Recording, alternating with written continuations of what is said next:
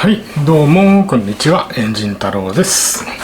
今回は、いよいよ本編、とは言っても鋳造ですけどやっていこうと思います。例によって 3D プリントと PLA 樹脂を使った、鋳造になりますね。まずはこの原型を組み立てるところからやっていきます。それぞれもう対になるように部品作ってるんでペコペコはめていけば OK です。で 3D プリントの時の注意点ですが、プリント設定としてはなるべく壁は薄く、でインフィルに関してはライトニングで 10% という設定でやってます。インフィルなしでいければその方がいいんでしょうけど、なしだとこの上面の部分で結構プリントミスが出やすいので一応ライトニングでやってます。ただしうぶちの部分、ここだけはヘキサゴンで8%、もうちょっと減らしてもいいとは思うんですけど、今回これは 8% でいきました。組み立ての時点でバリなどは取れるとこは取りますね。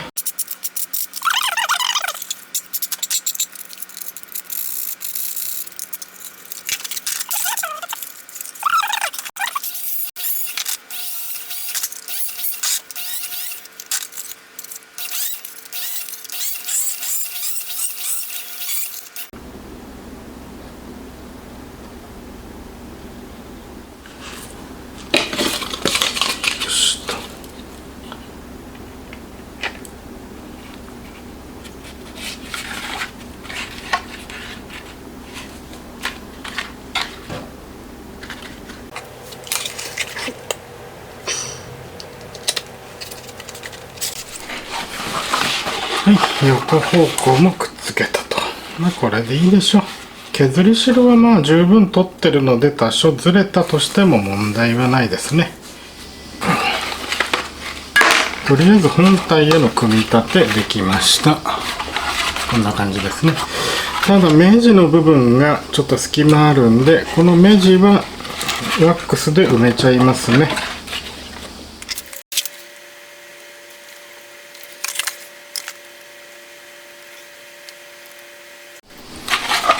これでヘッドの目地埋めるの終わりましたね。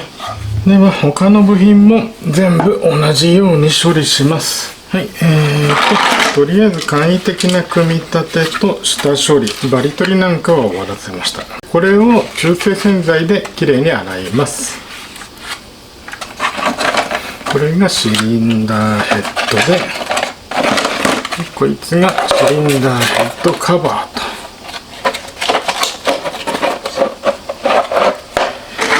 で前回作ったサイドカバーももう一回やります。カムの押さえ金具の部分ですね。これもやっちゃいます。次やってもうちょっといいものができればそっちを採用して、そうでもなければ前回成功した分で作っていこうと思います。この辺は何とも言えないですけど、とりあえずは組み立てていきます。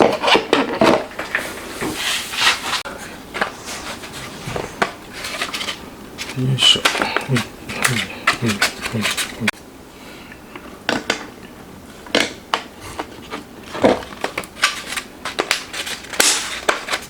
これで型完成ですね。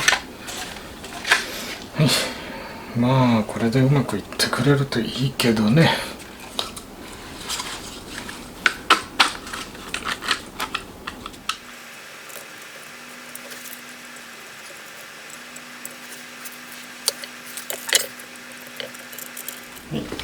全部の目地埋め作業終わったので、スラリー塗って調整ですね。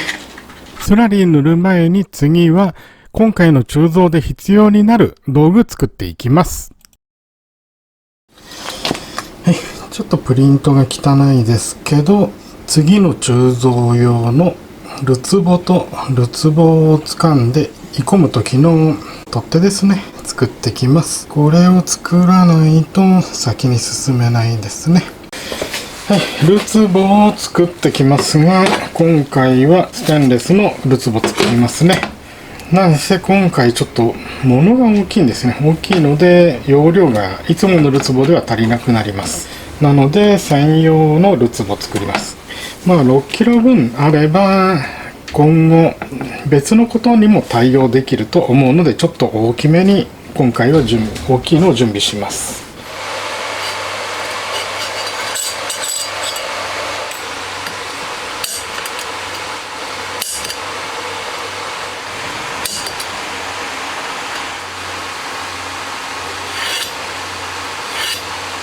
毛書きが終わったら貝先加工をやってきます。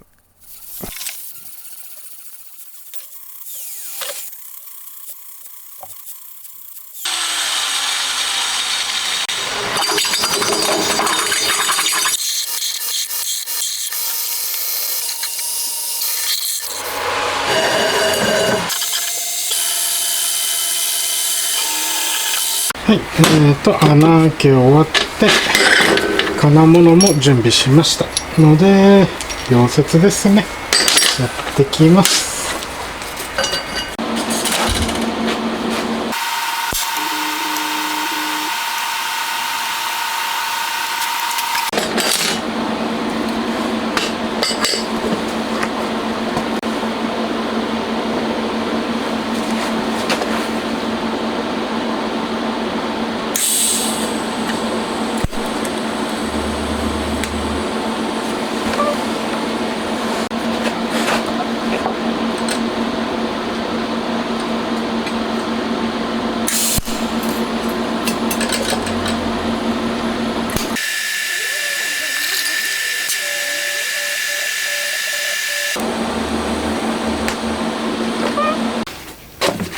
はい、こんな感じで、はい、これでだいたいるつぼ OK。でかいな。煮込み用のトングの部分ですね、作ってきます。それではるつぼをつかむトングの部分を作っていきます。まずは材料のカットですね。はい、同じ金具2つ作るんで2枚重ねときます。くっつけちゃいますね。そうすれば作りやすいですね。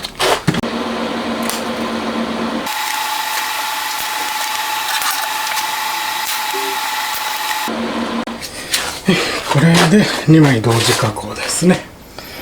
ではトングの、口金の部分ですね。口金と言っていいのかどうか、掴む部分を作ってきますね。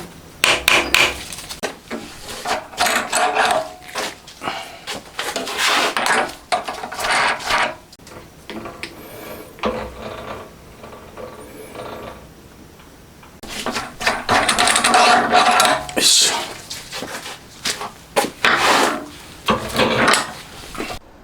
なんかフライス板使うのすごく久しぶりな気がしますね。やっぱフライス作業とか旋盤作業楽しいですね。鋳造は鋳造で面白いんですけど、だいぶ飽きてきてしまいました。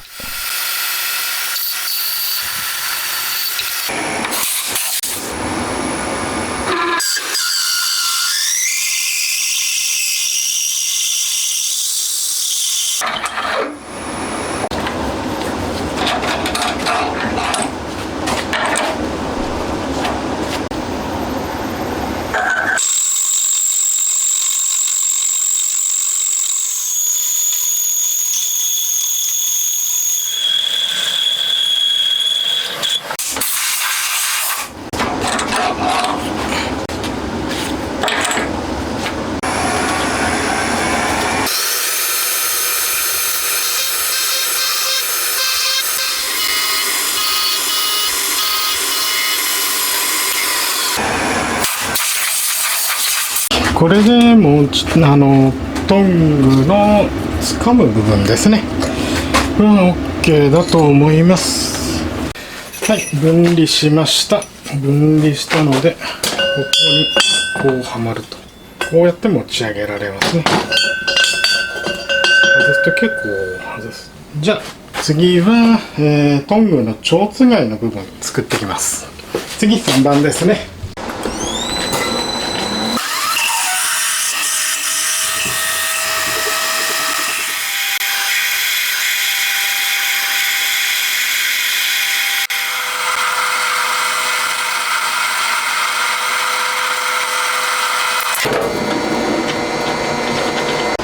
はい、これで、蝶つがいになる部分できました。片方は M12 のネジ、片方は 12mm のストレートアームで、こっちにナットをつければ M12 の方でナットをつければロックナットになると思います。よし、じゃあ次、トングの持ち手の部分などアームの部分作ってきます。ではベンダー使って曲げてきますね。試しに1個目ここで曲げ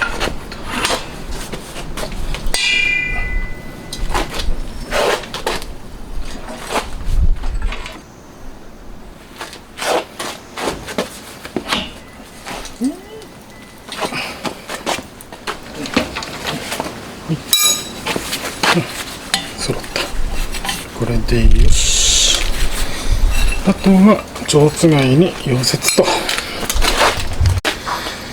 い、では蝶つがい部分溶接しますね。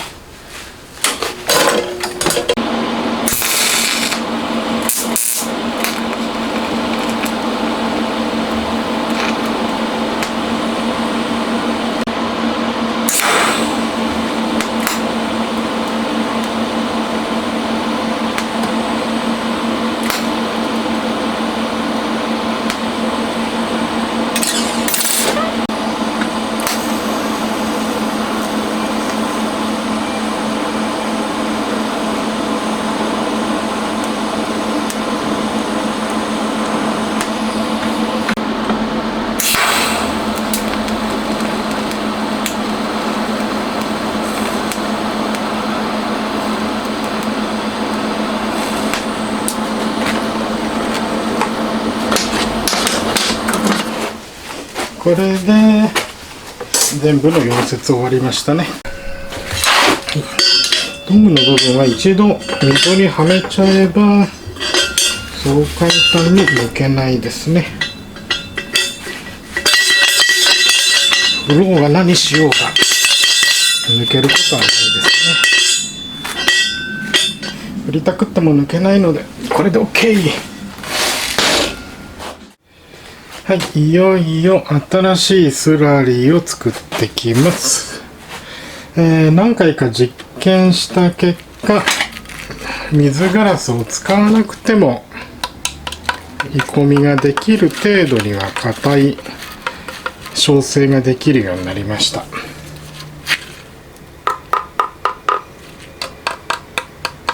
まあ思いっきり叩きゃ割れるんですけどね。まあ、具体的な配合はここに書いてありますが、まあ後で、実際に画面に出しておきますね。まず固形分を、準備しますね。全量を 1kg として考えた時の表がこちらになります。一応入手先なども書いてあるので参考にしてくれればと思います。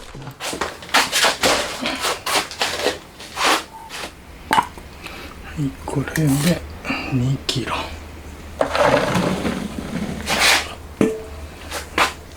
これで 3.7 キロじゃん。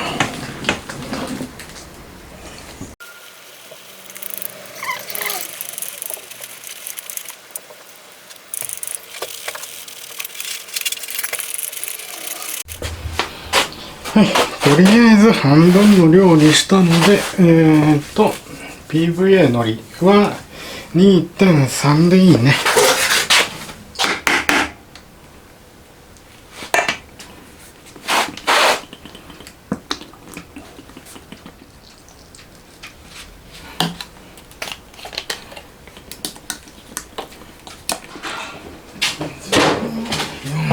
450。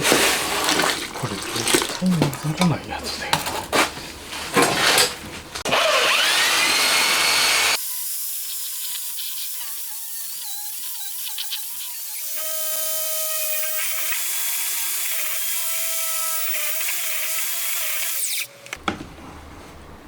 はい、だいぶ水入れて調節しました。そろそろいいんじゃないかな。また残カップ入れて測ってみますね。40秒くらいか。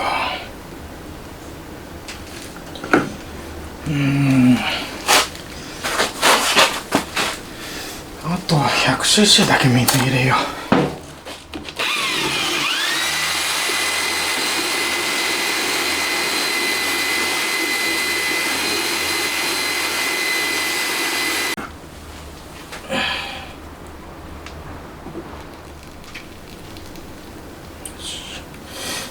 こんなもんかな。よし、これでいいにしよう、一旦。はい、スラリーが一通りできました。粉はちょっと余っちゃいましたね。これはジップロックにでも入れて保存しといて、次のどんどん追加で作っていくんで、足し分にしてきます。いろいろスラリーできます。1層目はスラリーだけで、2層目以降で、スラリー塗って砂まぶしてを繰り返しますね。とにかくまず1層目をやりますね。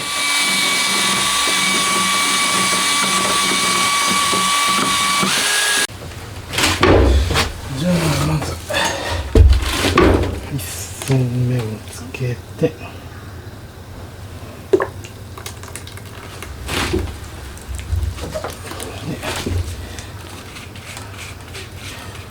細かいところ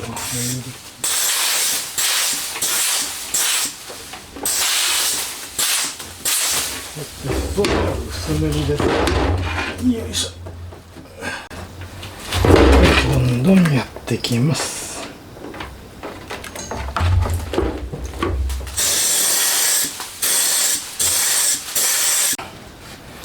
で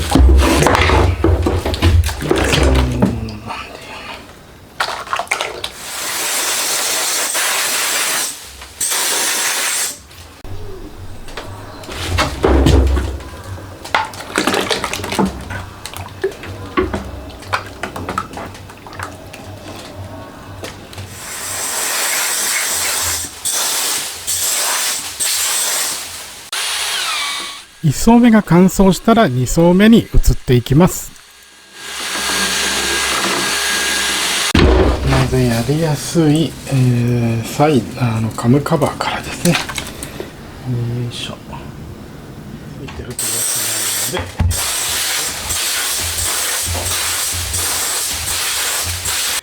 砂まぶし1回目は傾斜の8号ですね。細かめの傾斜をかけていきます。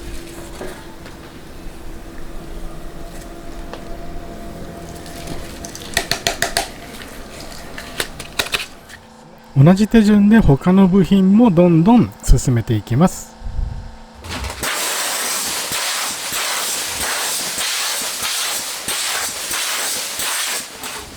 よし。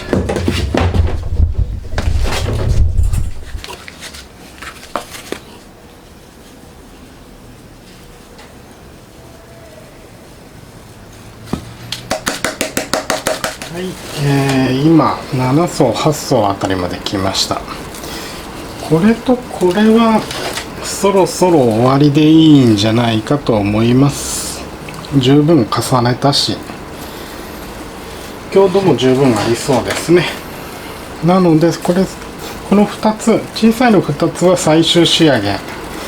最終仕上げはスラリーだけ塗ってコーティングします。そしたら焼成に移りますね。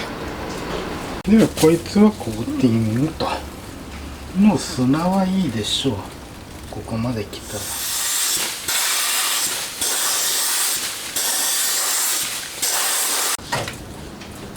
こいつもコーティングと。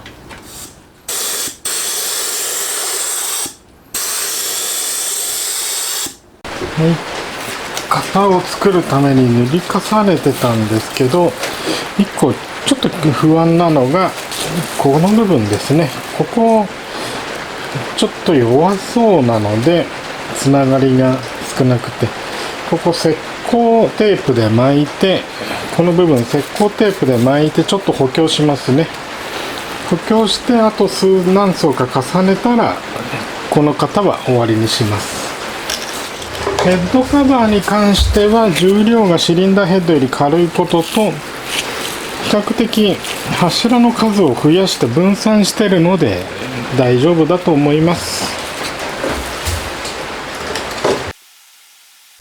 シリンダーヘッドの湯口の部分、くびれてるところがちょっと怖いので、石膏テープで補強していきます。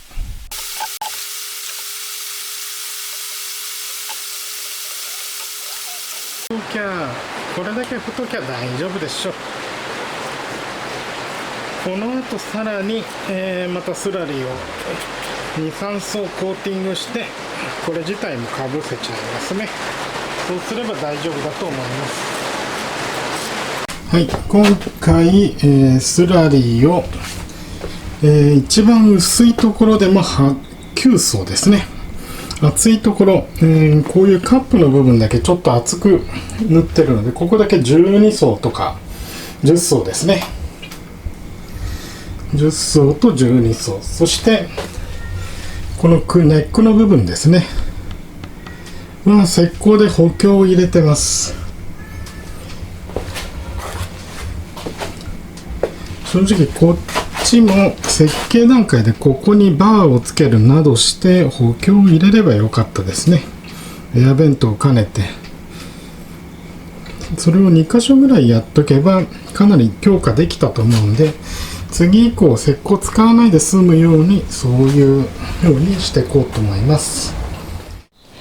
はい、こいつともう1個比較的小さいのは先行して焼成かけます。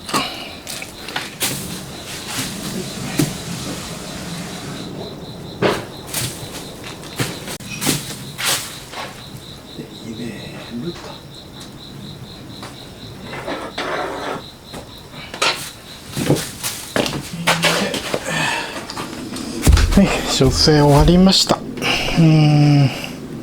どうでしょうね。崩壊してないといいけど。は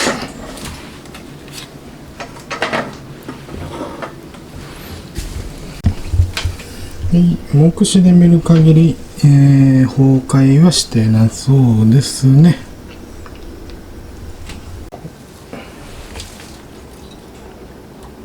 大丈夫だね。端っこはちょっと脆いですけど、まあこんなもんですね。でもう一個、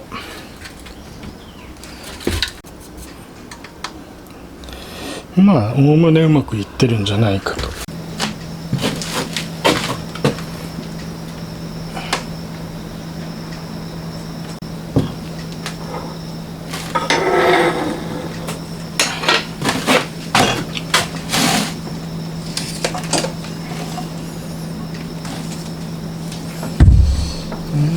としてはまずは120度で2時間ですね。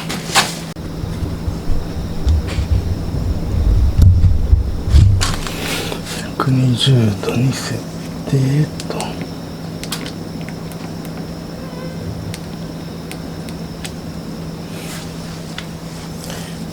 120度ではこれでまず2時間待ちます。はい、次は250度で2時間。はい、予定時間経ったのでこれで終わりと。あとは明日の朝炉の中を確認してみます。はい、1個目のシリンダーヘッドカバーの焼成終わりました。まあ見た目としてはちょっと色が変わったっていう感じですね。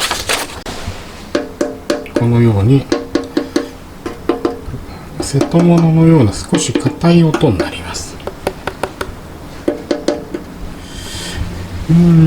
まあいい感じで焼成できたと思います。あと3つヘッドカバー1、シリンダーヘッド2ですね、やっていきます。では焼成終わったので開けてみます。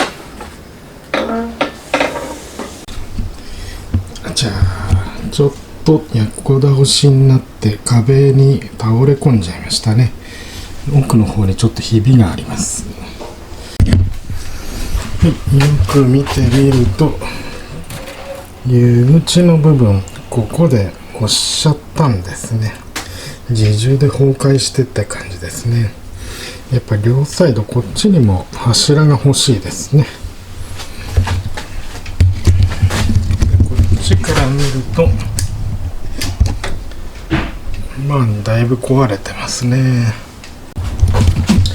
ただ本体型のこっちがまだ生きてるので、全体のこっちは生きてるので、そうですね、水ガラスとスラリー、水ガラス系のスラリーでここをきれいに、ここの穴全部塞げばなんとか鋳造まではいけるでしょう。残り2個なんですけど、二次燃焼装置の調子が良くないので、その修理をしなきゃいけないので、今回はこの2個だけで、今終わった2個だけでを鋳造します。何はともあれ、まずは型を修理しなきゃですね。とりあえず水ガラスと珪砂混ぜたもので固めちゃいます。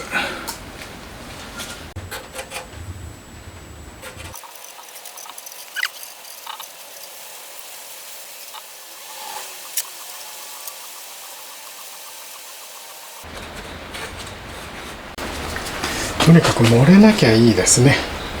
なのでこんなもんでいいにしときます。よし、あとは煮込みですね。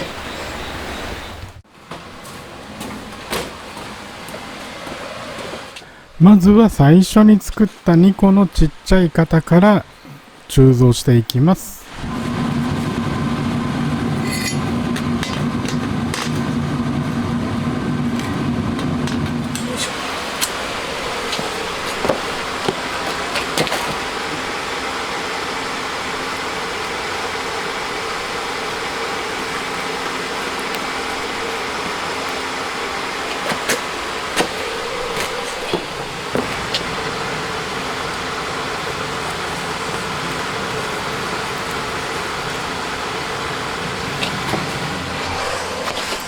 ある程度冷めたところで型を水につけて型壊してきますね。この時に大体の出来は分かりますが、細かい部分はまだよく見えません。今回も見た感じは特に問題なさそうです。今のところはですけどね。はい、それでは煮込み進めていきます。煮込みの前にこいつは予熱しますね。これとこれ2個煮込みをします。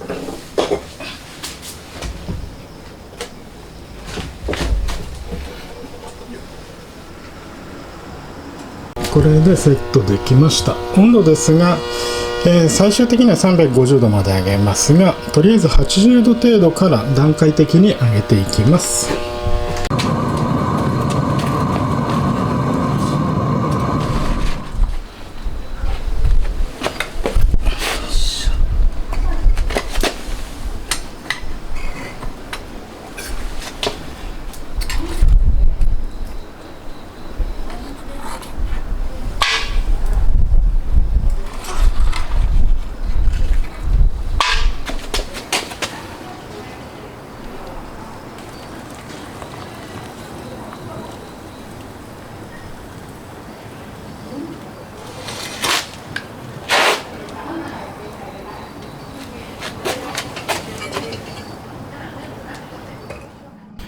ちょっと見えにくいですけど、湯を注いだ時の熱衝撃でどうも型の一部が割れてこぼれちゃいましたね。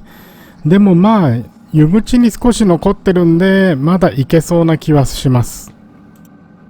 そっとしといて後で開けるしかないですね。こうやって見ると結構漏れちゃいましたね。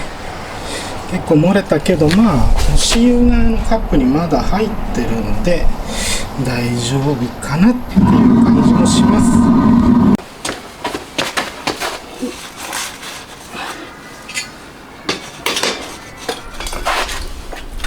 よいしょ。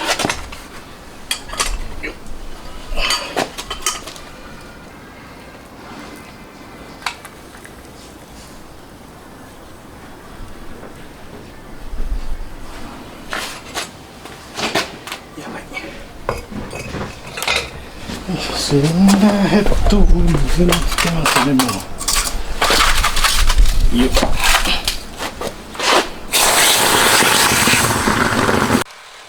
ではいらないところをカットしてきれいにしたら、今回の鋳造の出来を見てみましょう。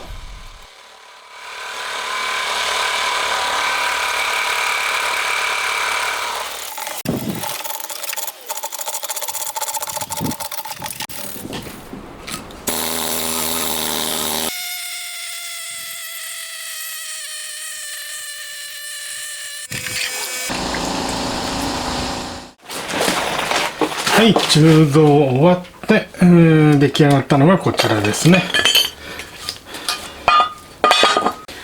カムの押さえプレート4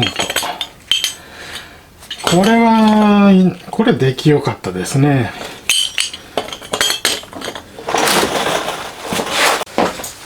1個前にやったカムの押さえプレートと比べて、まあ同じぐらいかなっていう感じです。大体同じですけど、出来的には似たり寄ったりか。色がちょっと悪いのは、しばらく水につけちゃってたんで、色落ちちゃったんですけど、元はこっちの色ですね。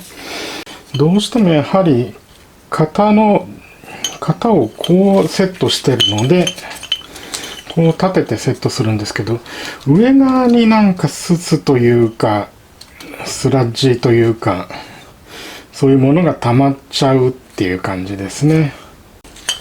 それはどうしようもないみたいですね。根本的にもっとすすの出ない樹脂を使うといいのかもしれないです。まあこれはこれとして、そしてこれがサイドカバーですけど、これが今回やったやつ。裏がちょっと調整の時に型が崩れて一部崩壊してこんな感じで荒れちゃいました。その前にやったのがこういう感じなので綺麗にいってるので、これに関しては、この1個前にやったものが一番良かったですね。まあ使うならこっちですね。綺麗な方を使います。そして本命というか、これが、ヘッドカバーですね。シリンダーヘッドカバー。まあ悪くはないと思います。このサイズのもの今回のやり方で初めてですけど、悪くはないなぁと。スタイロフォームを使った時がこんな感じなんで、ちょっと設計が違うんで一概に比べられないとは思いますが、やっぱエッジの部分が結構綺麗に出るっていうのがありますね。